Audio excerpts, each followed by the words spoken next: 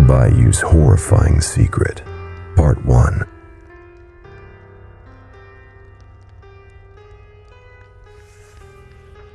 I'm currently sitting in front of my laptop, my fingers hovering over the keys trying to make sense of the nightmarish events we've just endured.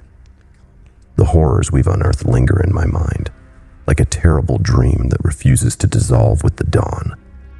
My therapist suggested writing everything down to process the trauma, she said. It's easy for her to say that from the comfort of her cushy armchair with her degrees on the wall and that professional empathy perfected over years of dealing with people like me. But where do I even start? At the beginning, I guess. So, here it goes. My name's Rain. In another life, I was a detective for the New Orleans Police Department. But I left disillusioned by the unyielding corruption and ineptitude. I couldn't stand being a part of a system that turned a blind eye to injustice and suffering. Nowadays, I work with my husband, Asher. We run a private investigation firm tackling cases that fall through the cracks, cases that others are too afraid or too dismissive to touch. It was just another scorching summer day in New Orleans when it all began. I remember how the oppressive humidity hung in our French Quarter office like a specter wrapping its sticky tendrils around everything. The air conditioning provided a comforting drone. I was leafing through a seemingly endless stack of case files, their details blurring together, when I found myself staring across the desk at Asher, my partner in both life and crime solving.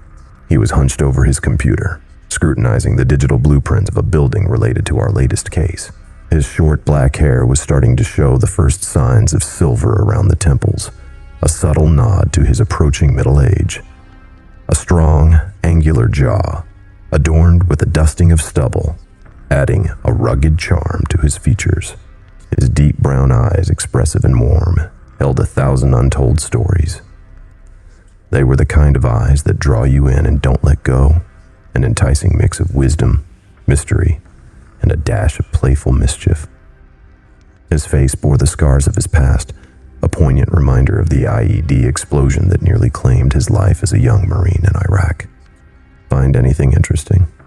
His voice, calm and soothing, broke the silence. Just the usual, I replied, rubbing my temples to ward off the encroaching headache, cheating spouses, insurance scams. You know, the glamorous life of a private eye. He chuckled, a low, warm rumble that echoed in our small, hole-in-the-wall office. Hey, did you forget about last week? We rescued Mrs. Dorsey's cat. What was his name? Sir Fluffington? We're goddamn heroes.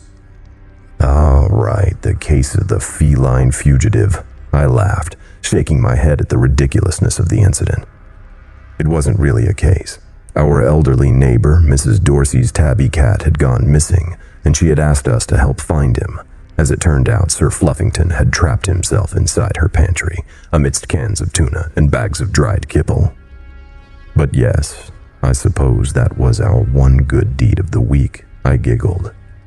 Our light-hearted moment was interrupted when Abby, our young secretary, poked her head into the office. The urgency in her wide hazel eyes was a contrast to her usual composed demeanor. Rain, there's a woman on the line, a Therese LeBlanc from Cameron Parish. It's about her daughter. She sounds distraught. I think you should handle this one. I shot a glance at Asher, eyebrows furrowed.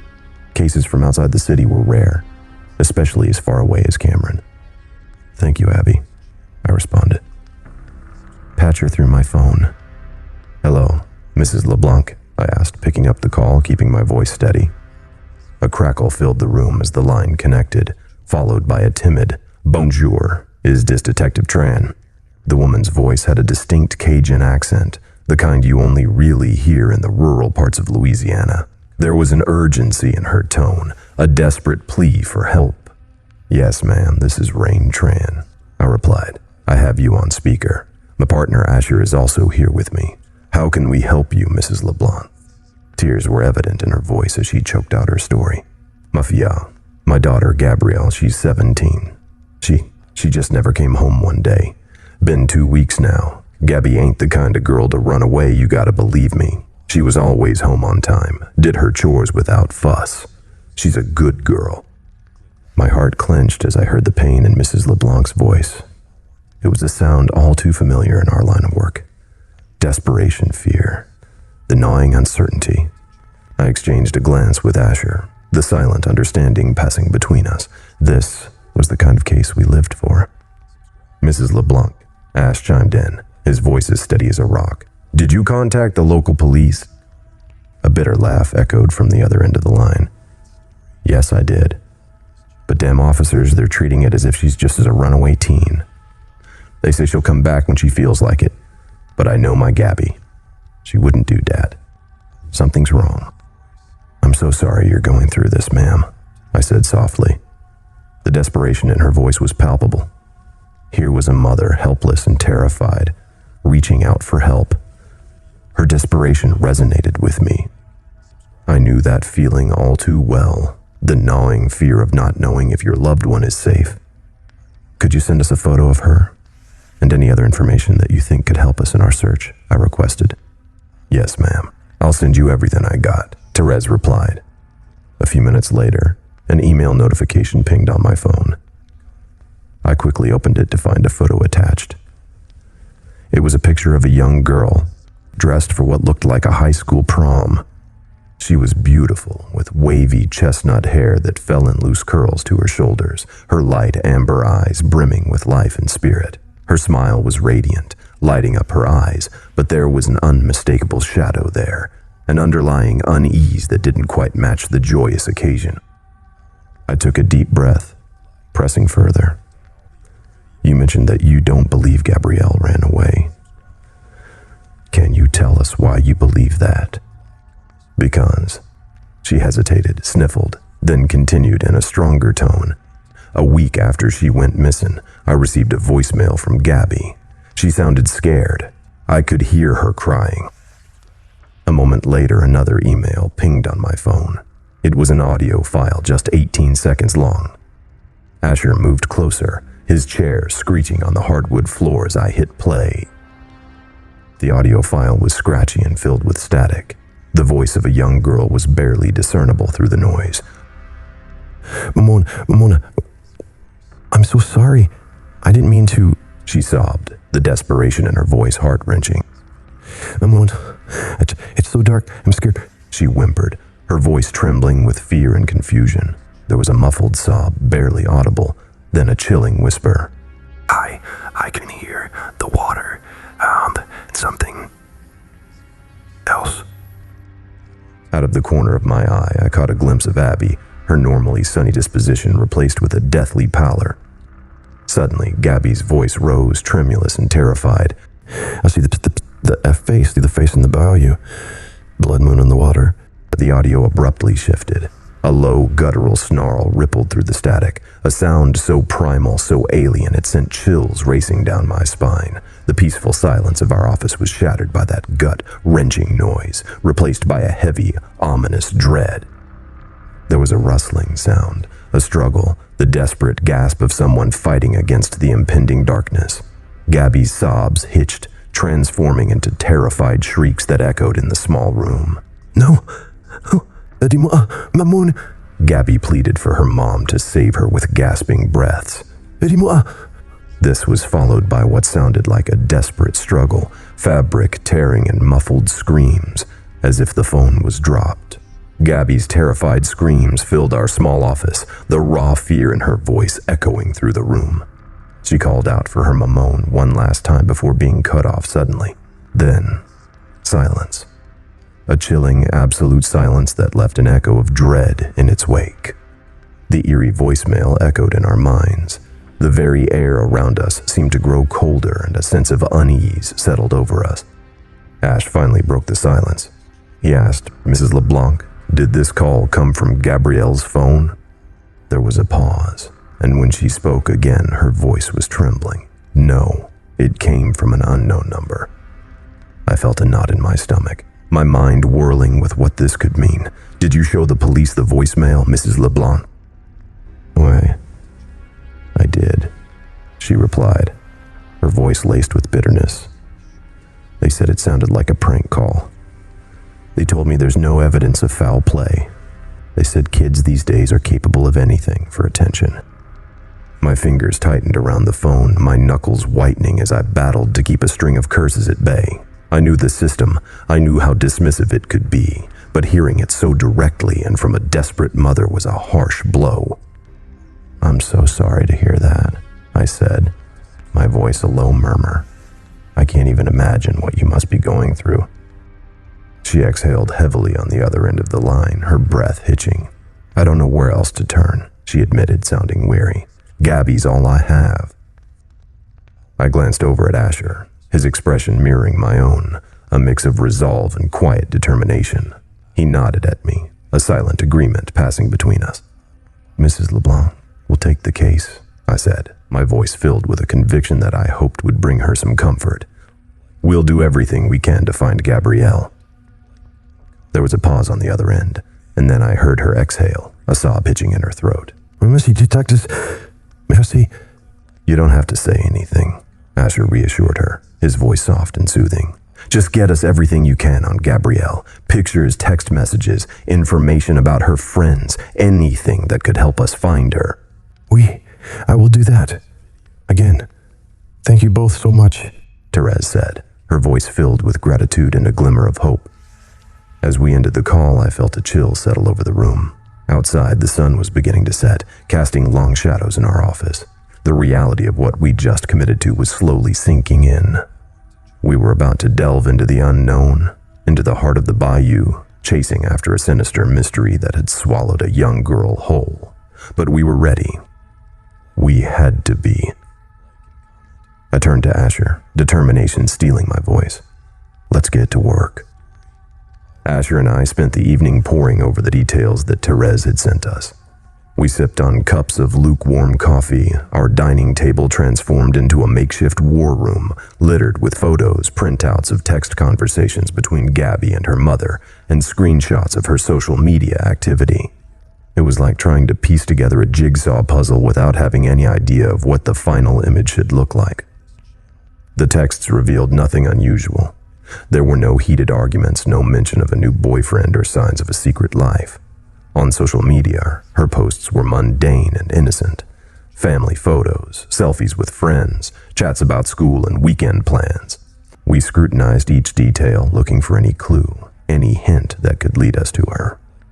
There was nothing that hinted at a motive for Gabby to run away, no signs of struggle at home, no obvious signs of depression or anxiety. She was a regular teenager, on the cusp of adulthood, full of potential, her life ahead of her. We also listened to Gabby's voicemail message again and again, trying to decode the cryptic phrases, the face in the bayou and blood moon on the water. These enigmatic words felt like they held the key to her whereabouts, if only we could decipher their meaning. As the clock ticked towards the early hours of the morning, we reluctantly decided to call it a night. Sleep, when it came, was restless and filled with nightmarish images of Gabby's face, her pleading eyes, and that haunting voicemail playing on a loop. As dawn broke, painting the sky with hues of orange and gold, we found ourselves back in our office, packing for our trip to see Therese. The morning light did little to ease the chill of uncertainty that had settled in the pit of my stomach. As I bustled around, packing essentials and retrieving necessary files, I rattled off instructions to Abby. "Remember, Mr. Farley's case isn't pressing. He's just convinced his business partner is embezzling funds.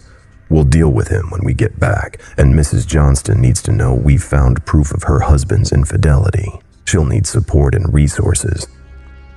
She gave me an understanding nod, her hazel eyes reflecting the seriousness of the situation. "Of course, Rain. I've got everything under control. You and Ash just bring that girl home."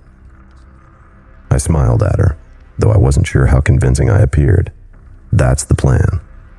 I walked outside to find Asher already loading our equipment into the SUV. Among the pile of items were an array of investigative tools, cameras, recording devices, GPS tracker, aerial drone, and other necessary gadgets. The dawning light lent an intense aura to the scene. Ash went to the back of the car, his hand on a secret compartment built into the vehicle's floor. With a swift twist of a hidden latch, he opened it, revealing a small, compartmentalized arsenal of weapons. He selected 2 Glock 19 handguns, sturdy and reliable, their black surfaces reflecting the sunlight. Here. Ash handed me one of the pistols, his eyes meeting mine. There was a hint of concern in those warm depths, a silent reminder of the danger we were walking into. With practiced ease, I checked the chamber, ensured the magazine was full, and then slid the semi-automatic into my concealed carry holster. It was a comforting weight against my hip. A small but significant piece of security in the chaos we were about to dive into. Ash must have sensed my unease, despite my best efforts to keep it hidden beneath my usually cool exterior. He looked at me, the worry lines etched across his forehead. Closing the trunk with a sharp click, he stepped towards me, his dark eyes searching mine for a moment before he reached out, taking my hand in his own.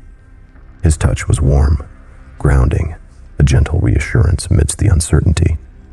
"You can do this, Rain," he encouraged me, his voice carrying a note of firm determination. I nodded, unable to find my voice.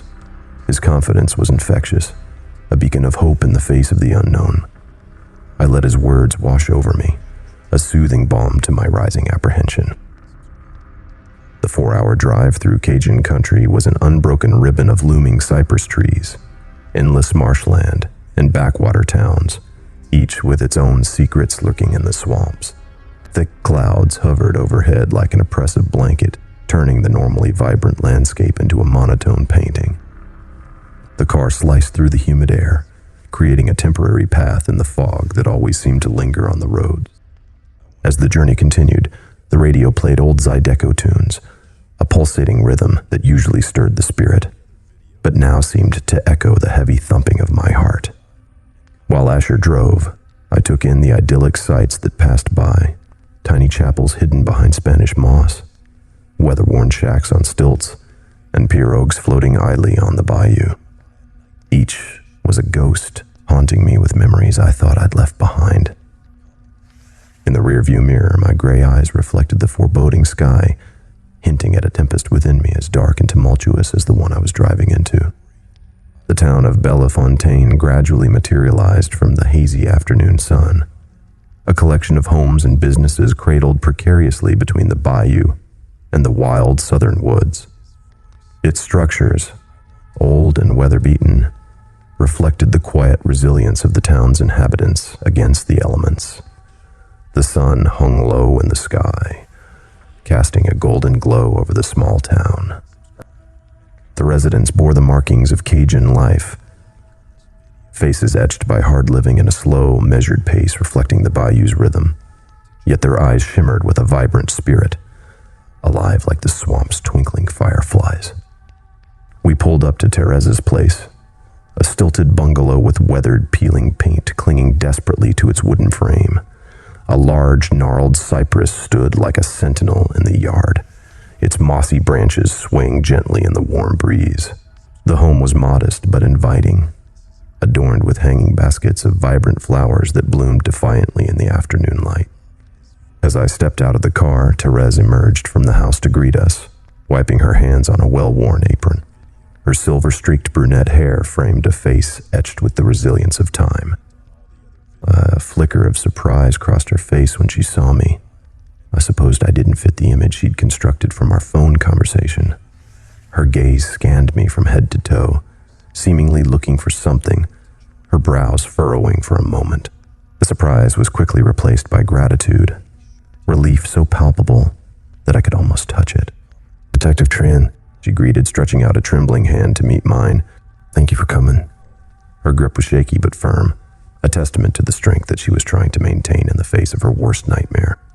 I looked into her wary eyes, offering her a small, comforting smile. "Call me Rain, please," I said softly, squeezing her hand gently. "This is my partner, Ash." "Thank you, Ash," she said, taking Ash by the hand, her eyes welling up. "Y'all can call me Therese." We reassured her that we were there to help, and together we walked into her home.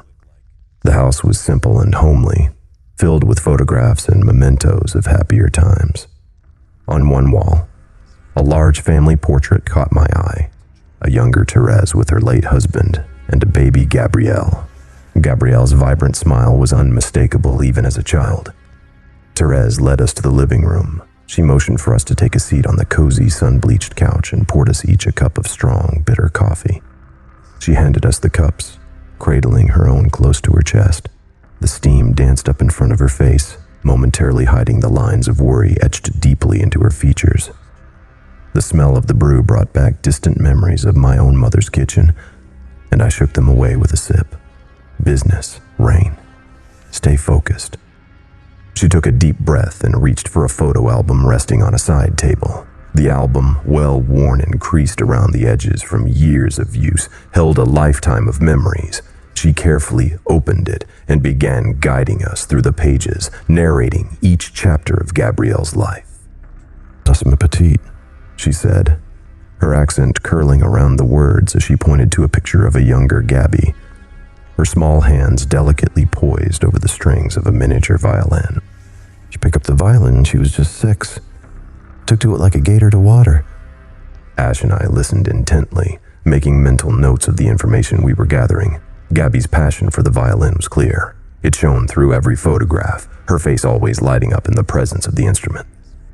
"Did she have a particular place where she liked to play?" Ash asked gently, his gaze never leaving the images of Gabby. Therese paused, a thoughtful look crossing her face. "Gabby loved to play out by the Bayou. So the music sounded better there. It echoed through the trees just right," she said, her fingers lightly tracing over a picture of Gabrielle playing her violin in the swampy woods. Therese gently turned the pages of the album, as if afraid of disturbing the memories captured within its pages. "Did Gabrielle mention anything unusual to you?" Ash asked. "Before she disappeared, did she seem troubled or worried about something?" The lines on Therese's face seemed to deepen as she considered my question. "She's been restless lately," she admitted, her voice barely above a whisper. "Like she was anticipating something." "Can you recall anything specific?" I interjected, leaning forward. Therese shook her head slowly. "No, nothing specific. Just a feeling, you know." We understood. Often, feelings and hunches were all we had to work with in the beginning. Every lead mattered, no matter how insignificant it might seem. After a moment's silence, I decided to tread into deeper waters. "Therese, did Gabby have any reason you know of to run away?" The question hung heavily in the air, charged with the unspoken fear of parents everywhere. Therese took a deep breath, her fingers tightening around the mug as she considered my question. No, Gabby wouldn't run away. She just graduated high school, you know." She sighed, the sound heavy with weariness. "She was so excited about going to LSU. Got a full ride scholarship and everything. She loved this town, but she was ready to see the world, to make her mark." Therese's conviction echoed in the quiet room, painting a picture of a young girl full of dreams and ambitions, of a life yet to be lived. But as a detective, I had learned to be cautious about accepting everything at face value. My gaze met Ash's, his eyes echoing my own thoughts. We needed to delve deeper to find any thread that might lead us to Gabrielle. "Can we take a look at Gabby's room?" I asked, hoping it might provide some clues. Therese nodded, setting her mug aside and standing up. "Sure thing, Detective. Rain." She corrected herself with a little smile. Therese guided us up a narrow staircase, her hand gliding gently along the banister. The second floor was smaller, more intimate. 2 doors stood opposite each other, one leading to what I assumed was Therese's bedroom, the other marked by a laminated placard that read, "Gabby's Sanctuary," led us to the girl's personal space. Gabrielle's room was a reflection of her personality, at once both typical of a teenager and yet uniquely her own. Posters of rock bands and classical composers hung side by side on the walls, a testament to her diverse musical tastes. A wooden music stand held sheets of music filled with annotations in Gabrielle's neat handwriting. What struck me the most, however, was the missing violin. The empty stand stood like a gravestone, casting a long shadow in the afternoon light. "Her violin," Therese began, her voice choked with emotion. "She'd never leave it behind." As I began sifting through the room for any physical leads, Ash settled at her desk, firing up her laptop. From the corner of my eye, I could see Ash's barely concealed frustration as he was unable to log in. Therese approached him, a small piece of paper clutched tightly in her hand. She handed it over, her eyes filled with a mix of concern and curiosity. "Try this," she suggested. "It's the password. We share the laptop." The comment caught me off guard. "Share?" I asked, incredulous. "Isn't that Gabby's personal laptop?" Therese shook her head, her eyes downcast. "No, it's the family laptop. We can't really afford more than one. Gabby's the one who really uses it, though. I mostly just use it to check my email."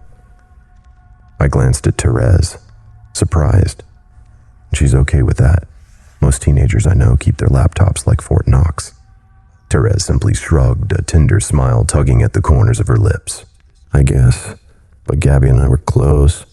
We don't keep secrets from each other." Simultaneously, I was going through Gabrielle's closet, thumbing through the assortment of blouses, dresses, and jackets. I felt something rough and coarse under my fingertips, pulling out a pale pink sweater with patches of strange fur clinging to it. "Therese," I called, holding up the sweater. "Do you have any pets?" "No, Cher. I'm allergic to dander. We've never had pets." I bagged the sweater for further examination, the mystery of the strange fur adding another layer to our investigation. From the other side of the room, Ash looked up from the MacBook he had been examining. "Her search history's been wiped clean," he said, his brow furrowed in thought. "She didn't want us to see something." "That's weird," I muttered to myself. I surveyed the room more thoroughly, looking for anything else that might provide a clue to her whereabouts. My gaze fell to the floor, noticing the edges of an oddly placed rug. Kneeling down, I found a subtle indentation that marked the outline of a small, square compartment. I pushed the rug aside and gingerly worked my fingers into the indentation. With a soft click, a concealed latch sprang open, lifting a section of the wooden floor to reveal a hidden space. Inside, there was a shoebox, which I carefully lifted out. It was surprisingly heavy for its size. Opening the box, I discovered an envelope full of money, over $1,000 in cash. I was taken aback. What could a teenager need with such an amount? Digging further, I pulled out a name tag. "L'Abbé de Bayou," it read, the words elegantly scripted on the small piece of plastic. "The Beast of the Bayou." An employee tag. From where? A bar, a restaurant, a shop. My mind was reeling with possibilities. The last item in the box was a sketchbook.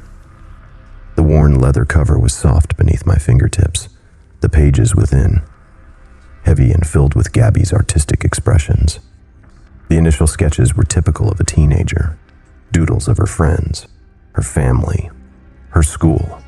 Some pages were filled with impressively detailed renditions of the Bayou. But as I flipped further into the book, the tone of her drawings shifted drastically. There were sketches that were less grounded in reality, more abstract and shockingly disturbing. Figures were twisted into impossible shapes. Eyes were devoid of pupils, and faces were trapped in silent screams. Interspersed between these disturbing images were pages filled with complex geometric patterns. These designs hinted at hidden meanings. One image in particular made my blood run cold. It was a self-portrait of Gabby drawn with a harsh, almost violent intensity. In the image, something seemed to be growing inside of her, a dark serpentine form that twisted around her organs. Its head nestled against her heart. It had eyes that stared straight out of the sketch, the lines so intensely dark they seemed to burn holes in the page. "Ash," I called out, my voice trembling slightly. "You need to see this." "This isn't just a girl running away," he murmured, standing next to me, running his fingers lightly over the rough lines of the sketch. "Something else is going on." Therese, who had been quietly watching from the doorframe, took a step into the room. "What's that?" she asked, her gaze falling on the sketchbook. I held it open for her to see, and her face paled. "Mind you, she never showed me these," Therese muttered, her hand reaching out to touch the paper gently. "Oh, Gabrielle." We sat there in silence for a moment, taking in the horrifying revelation. The sketches hinted at a terror that seemed to be consuming Gabby from the inside. We had to find her and fast. To be continued in part 2.